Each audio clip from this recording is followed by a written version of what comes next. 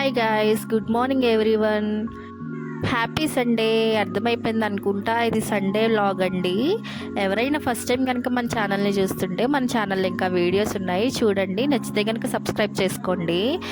మార్నింగే లేచి ఇంకా బ్రష్ అయితే చేసేసి మనకి టీ అయితే ఉండాలి కదా కంపల్సరీగా. ఇంకా టీ అయితే వేడి పెడుతున్నాను. ఆల్రెడీ అమ్మోళ్ళు టీ ప్రిపేర్ చేసేసారు, నేను జస్ట్ వేడి పెడుతున్నా.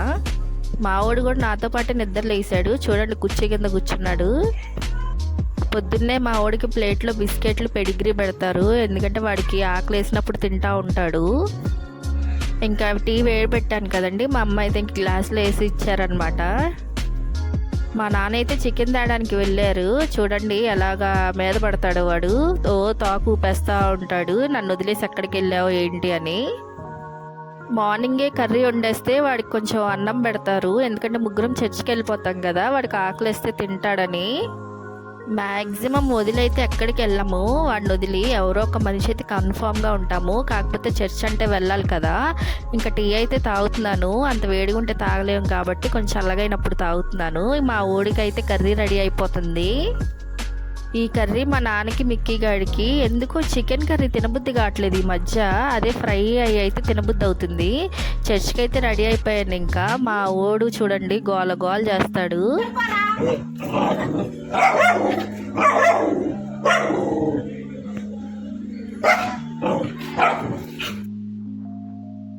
మా ఇంటి దగ్గర అయితే స్టార్ట్ అయిపోయాము. మా ఇంటి దగ్గర నుంచి మెయిన్ రోడ్డుకి నడుచుకుంటూ వెళ్ళాలి, అక్కడ నుంచి ఒక 5 minutes పట్టిద్ది నడుచుకుంటూ వెళ్ళడానికి. ఇది మా కాలేజ్ అనమాట, అంటే నేను ఇక్కడ MBA చదివాను. వేరే కాలేజ్ అయితే ట్రావెలింగ్ చేయలేక ఇంక దగ్గర ఉన్న కాలేజ్ చూస్ చేసుకున్నా. ఇంకా మెయిన్ రోడ్కి అయితే వచ్చేసాము. ఇంకా అక్కడ నుంచి ఆటో ఎక్కి చర్చ్కి అయితే స్టార్ట్ అయిపోయాం. చర్చ్ అయిపోయాక రిటర్న్ అయితే వచ్చేసాము. మా నాన్న అయితే ముందే వచ్చేసారు.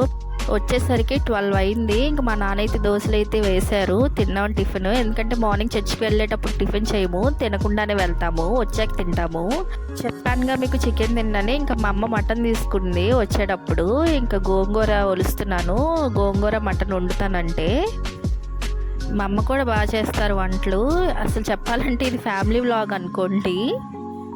మా ఫ్యామిలీ అంతా ఇంక్లూడ్ అయ్యారు కాబట్టి ఏదో ఒక వర్క్ చేస్తూనే ఉంటారు ఇంట్లో.